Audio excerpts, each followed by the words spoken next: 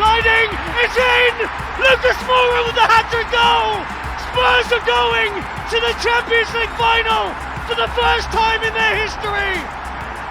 Looks like the US soccer team finally locked in their new coach, and this time they went big. But Mauricio Pochettino was confirmed as the new head coach of the USA late last night. Yeah, he was. He says he was inspired to take the job by the energy, passion and hunger for success in the US. This is massive for American football. The US men's national team just landed a huge name to lead them forward. A legit legend in the coaching game. And this isn't just some random coach. We're talking about a guy who's been in charge of Chelsea, Tottenham and PSG. Now he's taking the reins of Team USA. And the timing couldn't be bigger. The 2026 World Cup is coming, and guess where it's happening? Right here in the US, Canada and Mexico. This was the moment for American soccer to step up, and they had to make the right call for their next coach. No time for mistakes. No room for experiments.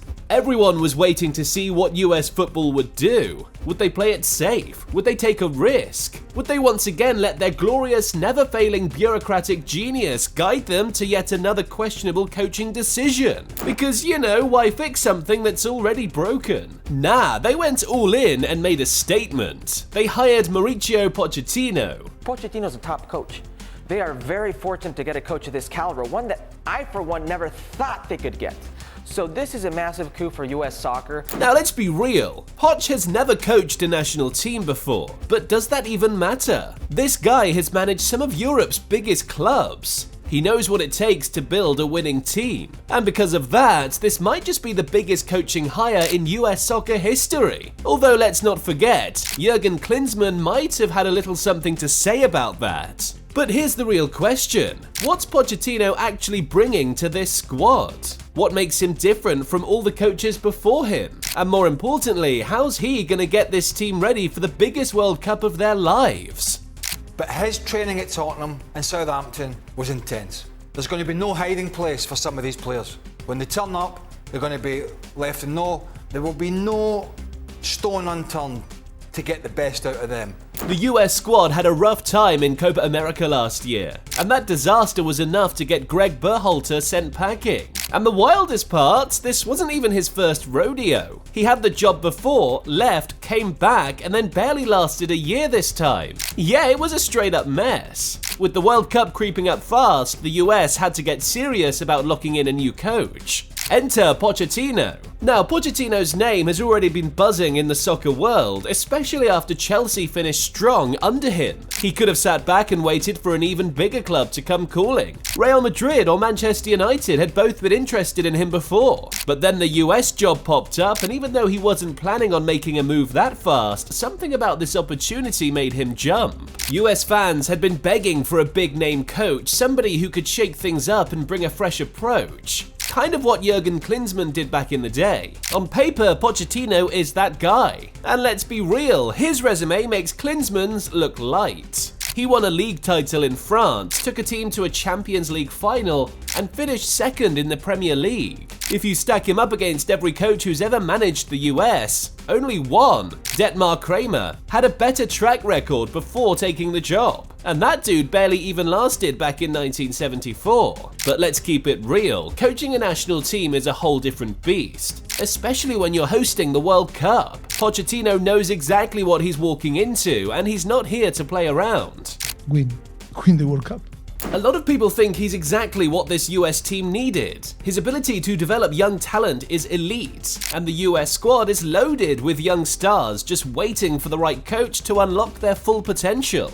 And don't get it twisted, this team isn't some underdog story. The US is ranked 18th in the world. The talent is there. Pochettino made it clear. Everybody has a shot to make this squad. If you're performing, he's watching. He's not here for the vibes, he's here to win. And this US team, they've got some serious ballers. Christian Pulisic, Yunus Musa, and Weston McKennie are all tearing it up in Italy, bringing that top-tier European experience. Then there's the young core, Sergino Dest, Folarin Balogun, Yunus Musa and Giovanni Reina, early 20s, already key players under the last coach, now looking to prove themselves again. And the last World Cup, the US was one of the youngest squads there. Even though we've seen these players for a while, a lot of them are still growing into their prime, except for a few guys. Almost everyone who started at Copa America was under 27. Compared to the world's best teams, this US squad is still young.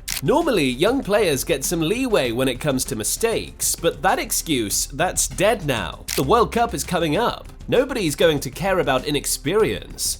By 2026, this team has to be ready, no matter how young they are. That's where Pochettino comes in. On the team, after it's going to appear the talent of the player, because we have talented players, you know, that we can beat and are big teams also. His whole thing is taking good players and turning them into stars. Taking solid teams and making them contenders. And honestly, that's exactly what this US squad needs right now. Look at Harry Kane and Heung-min Son. Yeah, they were always talented.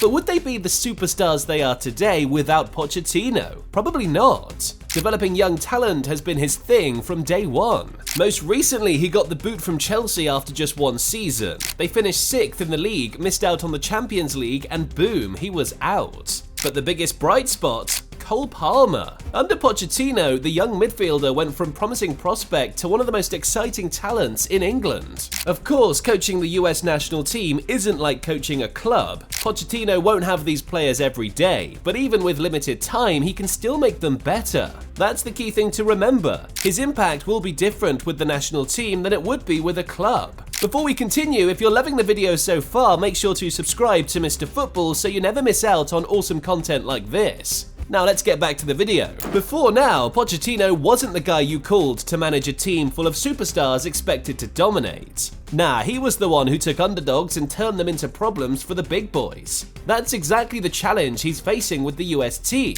They're good, but they ain't elite, at least not yet. They handle business against weaker teams, except for that Copa America disaster. But when it's time to step up against the top squads, that's where they struggle. If they really want to make more noise at the World Cup, they've got to change that. Win when they're supposed to, and more importantly, pull off some upsets. And here's why Pochettino might just be the perfect man for the job. He's done this before. Remember his Tottenham days? That squad was always knocking on the door of greatness, but never quite breaking through. The Poch came in and had them competing with the best, regularly taking down clubs like Manchester City, Chelsea, and Arsenal. And don't forget his Champions League run, that 2017 win over Real Madrid. Legendary. Zidane's squad was running Europe at the time, and Poch completely outcoached him. With a midfield that had Harry Winks and Eric Dyer. That's what he does. He outthinks, outmaneuvers, and finds a way to get the job done. And in international football, where a lot of coaching is pretty basic, that tactical edge could be a game changer for the US. Now, coaching a national team ain't the same as managing a club. You don't get to drill your tactics every day, and you only see your players a few times a year. But even in the short time he's been in charge, you can already see what Pochettino is trying to do. And if history tells us anything, he's gonna stick to his style. Everywhere he's been, Espanyol, Southampton, PSG, Chelsea, his blueprint has been the same. High pressing, attacking football, and his go-to 4-2-3-1 formation. So when he took over the US, people expected him to bring that system with him. And so far, that's exactly what he's done. But here's the thing, Poch isn't stubborn. At Chelsea, he switched it up when needed. Sometimes 3 at the back, sometimes wing backs, sometimes 2 strikers. So US fans should expect him to tweak things depending on the opponent. The biggest question though was whether he could actually make his ideas stick when he doesn't have time to work with the players daily. Could he get them playing his style with just a handful of training camps?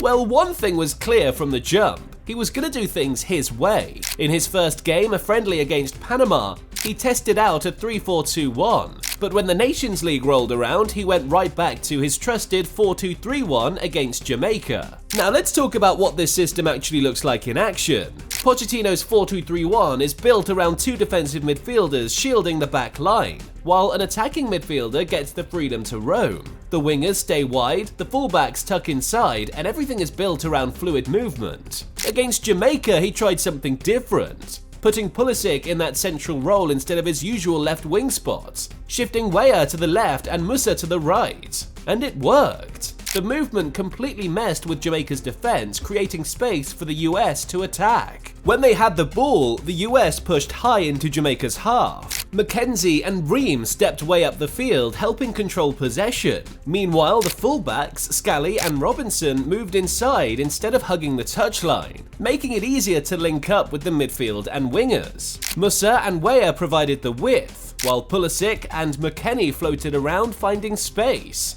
What started as a 4-2-3-1 turned into a 2-4-4 when attacking, 8 players flooding forward, giving the US tons of passing options and ways to break Jamaica down. The key, overloading one side of the field. Stack that area with players, force the defense to shift, then quickly switch play to the other side where they're stretched thin. That's textbook Pochettino. Fast, aggressive attacking football. And that 4th goal against Jamaica, a perfect example of everything he's trying to build. But let's keep it real. When it comes to Pochettino and the USMNT, nothing else really matters except how they perform in tournaments. And let's be even more real. His entire legacy is going to be judged on one thing: the 2026 World Cup. That's it. That's the job. Everything else, just warm-ups. And if you're wondering whether Pochettino is built for that kind of pressure, just go back and look at what he did with Tottenham in the 2018-19 Champions League. That run was straight up legendary. They had to claw their way out of a group with Barcelona, Inter Milan and PSV. Not exactly a walk in the park. Then they ran through Dortmund, survived an absolute war with Manchester City, and somehow, someway pulled off that ridiculous comeback against Ajax. Tottenham had never been to a Champions League final before, but Pochettino got them there. Now, did it work out at PSG? Not really, but come on, who has ever truly figured out that club? That place is a revolving door of superstars and drama, and now with Mbappe gone, it's looking even messier. The point is, Pochettino knows how to handle the pressure. Yeah, it's still early with him as the USMNT coach. He's only had a few games, some friendlies, some Nations League matches, but you can already see the vision. His ideas are starting to take shape, and once he's got his full squad locked in, expect things to take off. And this year, this is a big one. Nations League Final 4,